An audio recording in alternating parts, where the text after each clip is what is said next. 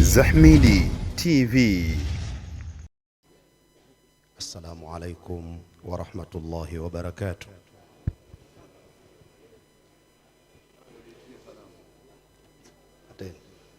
Ahsanu bidayatin bibismillah wa ala kulli halin naqulu alhamdulillah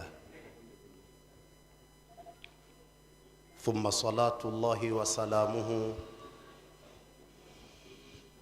ala ashrafi khalqillahi Muhammad ibn Abdullah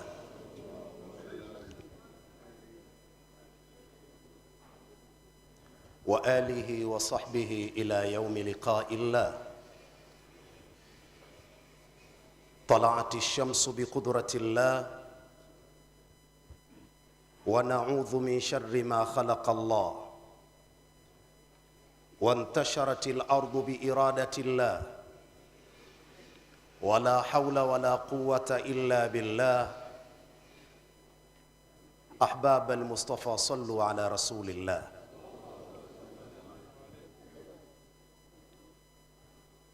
أما بعد فيقول رب العزة والجلال: أم كنتم شهداء إذ حضر يعقوب الموت إذ قال لبنيه ما تعبدون من بعدي قالوا نعبد إلهك وإله آبائك إبراهيم وإسماعيل وإسحاق إلها واحدا ونحن له مسلمون.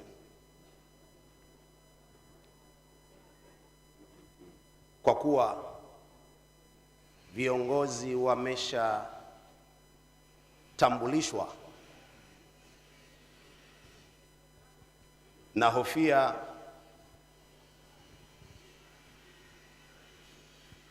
kuchukua dakika kwa kufanya ambayo limeshafanywa. Mimi nimtambulishe mtu mmoja tu, mfalme wa Dar es Salaam Alhaji Katungunya, mzee wetu, mlezi wetu, pia tunaye hapa. Walikulli qaumin hadi.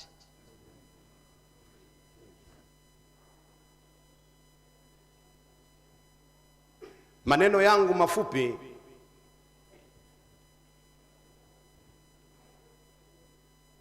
nitafanya kuwa ni ramani aya nambari 133 Al-Baqara,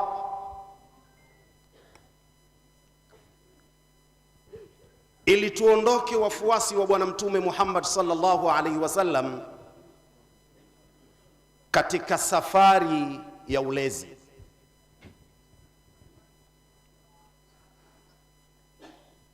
Wakati Qur'ani inakuja katika jamii tayari imeshatoka katika hadhara tukufu ya Bwana Mtume Muhammad sallallahu alaihi wasallam, ilikuja kuwa ni kitabu kilichopangiliwa.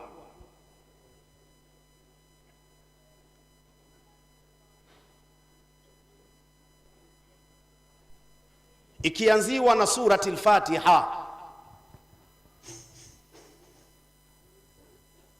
sura ambayo mwanzoni tu inatoa taarifa ya ulezi.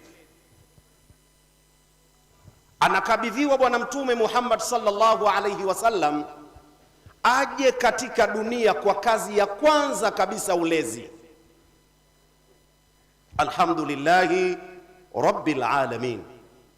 Rabb, Mungu mwenyewe ndani ya Qur'ani sura ya kwanza anajitangaza kuwa yeye ni mlezi. Anamleta Bwana Mtume Muhammad sallallahu alaihi wasallam kwa kazi ya ulezi. Darasa lile la 133 Al-Baqara, Mwenyezi Mungu akimwambia au akiwaambia Mayahudi na watu wao: am kuntum shuhadaa idh hadara yaquba almautu idh qala libanihi ma ta'buduna min ba'di kwa wakati wa leo, mwanzo wa kulea ni kuacha dini katika nyumba yako, na ndio alioanza nayo Yaqub. Sasa baada ya hapo jiongeze, ukishamchukua ukamweka mbele yako Mtume Muhammad, ambaye sasa dunia inasikiliza mazao yake na sifa zake na taarifa zake. Anza kwa Yaqub. Nyie Mayahudi, nyie Waisraeli, kwani ninyi mulikuwapo pale Yaqub alipofikwa na hali ya kuashiria sasa anaondoka katika dunia? Nyinyi pale mlikuwepo, kudai kwamba Yaqubu hakuwa Muislamu. Yaqubu alikuwa wao. Idh qala libanihi ma ta'buduna min ba'di. Kumbuka pale Yaqub alipowaambia wanawe, nini mtakachokushika mukakiabudu baada yangu, akiwa anataka kujithibitishia kwa kazi aliyoifanya ya malezi. Yeye anaondoka, anawaachaje? Anataka majibu sahihi. Qalu na'budu ilahaka wa ilaha abaika Ibrahim wa Ismail wa Ishaq. Watoto walijibu pasina kusita ya kwamba hatutayumba sisi wanao mzee, tutabaki kumwabudu Mungu wako yule yule. Mungu huyo ndiyo Mungu wa wazee wako. Mtume Ibrahim, mwanawe Ismail na mwanawe Ishaq alayhim wa ala nabiyina afdalu salati wassalam, ni Mungu mmoja tu, na sisi wanao sote kwa huyo Mungu huyo ni wenye kusalenda, ni Waislamu. Sehemu ya kwanza,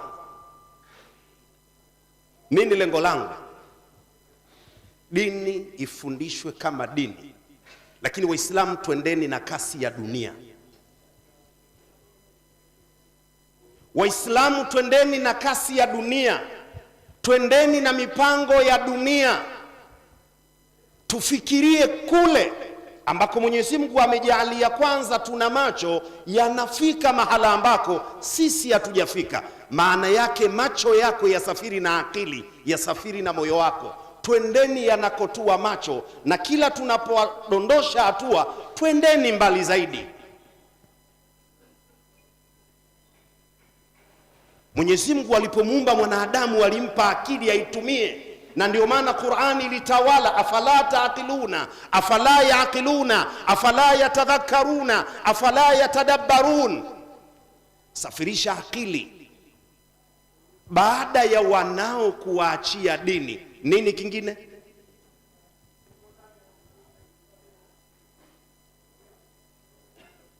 Watoto tuwape dini, tuwape misingi ya maisha. Si wakati haukubali kuwalea watoto wetu kidarueshi zaidi, wakati unakataa. Mtaalamu mmoja alisema, la tarubbu auladakum bima rabbakum abaukum fa innahum khuliqu bighairi zamanikum. Mwingine akasema, la tarubbu auladakum bima rubbitum fa inna zamana yakhtalifu. Usiishi kwa kukopi na kupesti, ni dalili ya kufeli katika maisha. Msiwalee watoto wenu katika mifumo ile ile ambayo ninyi mmelelewa na wazee wenu.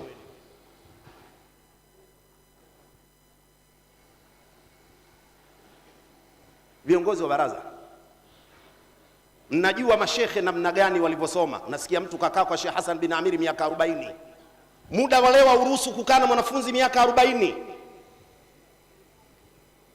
Hiyo ni daru wa shah na ni kufeli katika maisha. Sio maana yake tunakopi vitu vya hovyo, hapana. Dunia inatakaje? Msiwalee watoto wenu vile vile nyinyi mlivyolelewa na wazee wenu. Fa innahum khuliqu bighairi zamanikum. Msiwalee watoto wenu vile ambavyo ninyi mmelelewa. Tulisoma vitabu vidogo vidogo vyote kabla ya mukaddima, Safina, Dolaru, Hidayatul Atfali, Riyadhul Bidaa, hivyo vidogo vidogo vyote tukavipuna. Safina Tunaja, Safina Tuswala, vitabu vidogo dogo peke yake miaka 4, vitabu 17. Ndio unaenda kwenye mukaddima, wazee wakaita rubul ibada. Hapo kwa mbali utapewa kuswalisha. Kwetu Rufaia, wakati wa leo mwanafunzi utabaki naye Sheikh Uthmani, nyinyi ndio walimu, akai. Na kama watakaa kwa mifumo yenu mashekhe, basi Mtume Muhammad sallallahu alaihi wasallam tafsiri yake tutakuwa tunafikiria kuwa ameongopa. Maneno ya bwana Mtume, khairul quruni karni, ile thumma alladhina yalunahum, thumma, tafsiri yake afadhali kidogo. Manake kadiri tunavyokwenda mbele mambo yanashuka. Tengeneza syllabus, miaka 5, 6, 7, mwanafunzi ajihisi kwa hapa nimemaliza, naenda kwa shehe mwingine, anapiga hatua. Sio wakati wa kukaa na vijana miaka 15, inni ana auna anakum aunakum bunakum, si wakati huu.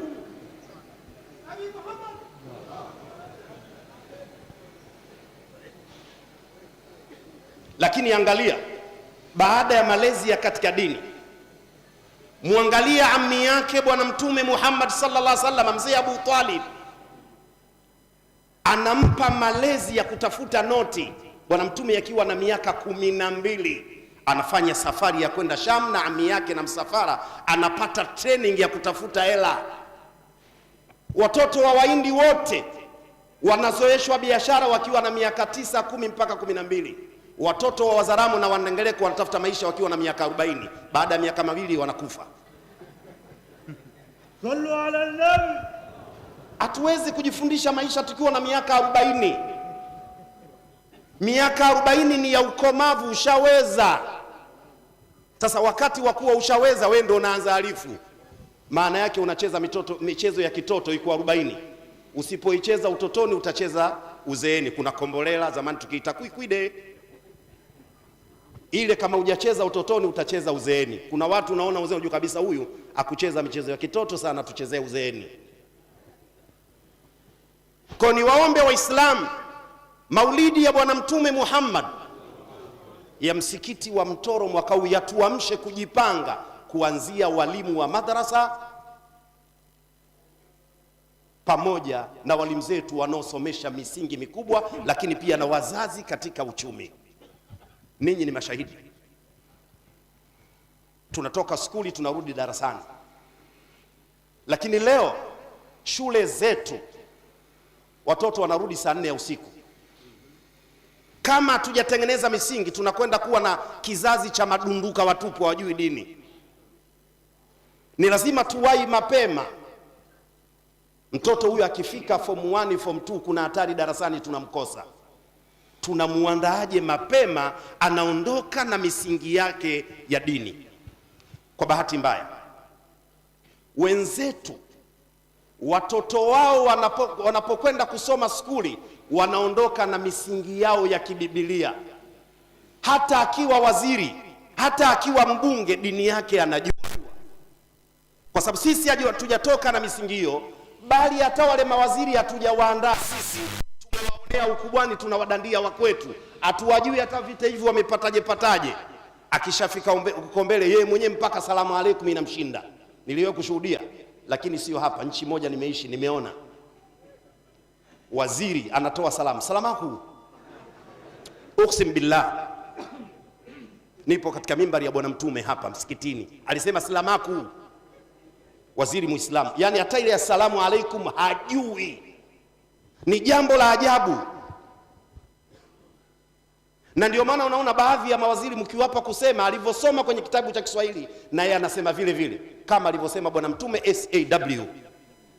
Hajui ile inamaanisha nini, na akitamka uchuro. Am kuntum shuhadaa idh hadara yaquba almautu idh qala libani, Dunia inatakiwa ione wafasi wa Bwana Mtume Muhammad sallallahu alaihi wasallam wanafocus dini yao na maisha yao. Wakati wa leo sio wakati wa kumuona kiongozi mkubwa wa dini ana hali ngumu, anakula kama boko kutwa mara moja. Tunawasababishia vijana wa siku hizi wanafikiria sana. Anasema kama ndio ushehe wenyewe ndio hivi, nasoma ili kiwe nini? Vijana wa siku hizi wanafikiria sana, pamoja na kuwa uwezo wao wa majibu ni mdogo. Sasa lazima tujipange, na hao ndio watakuwa maadui. Waswahili wanasema siku zote mende na panya wanakula nguo wakiwa kabatini, hawali nguo wakiwa nje. Mende na panya wanakula nguo wakiwa ndani ya kabati. Na Waislamu watakao tudhuru wale tunaowalea ndani ya Uislamu, sio wa nje. Wale ndiyo msingi. Tusipowajenga wale kuwa mashabiki bora wa Uislamu, tunakwenda kudhurika wenyewe. Niwaombe viongozi wangu, nikianzia katibu mkuu mtendaji wa baraza, twendeni tukafocus katika nchi yetu kwenye malezi ya dini na uchumi. Si muda tena wa maneno, si muda wa maneno. Tushaongea sana. Tuna misikiti huko kwa Sheikh Jongo huko Mkenda, wanasema tuna msikiti mkubwa Mkenda, wanaswali watu 45 kwa sababu kijijini kuna watu 12. Hawafikirii mbele itakuwaje. Badala ya kufikiria maendeleo, sisi tunaparurana misikitini. Mikoani, mashekhe wa mikoa wapo hapa. Natoa ujumbe huu japokuwa mie hata sina hata ushehe wa Chanika. Twendeni tukajenge mikoa yetu kwa maendeleo na mipango. Twendeni tukatengeneze misingi madhubuti ya kunyanyua vizazi vyetu. Dunia ijue Waislamu wana hamu ya maisha. Anasoma Qur'ani, anaieleza fiqh, anamueleza Bwana Mtume Muhammad sallallahu alaihi wasallam. At the same time anajua kwamba akitoka hapo ana mpango gani wa kula. Haya ndiyo maneno yangu, naenda kukaa chini kwa maneno yale yale. La tarubbu auladakum bima rubitum fa inna zamana yakhtalif. Musilee watoto wenu kwenye mifumo ile ile muliolelewa ninyi, nyakati zinatofautiana. Hadha wabillahi tawfiqi, wassalamu alaikum wa rahmatullahi wa barakatuh. Tuba liman salla ala al-habib sayyid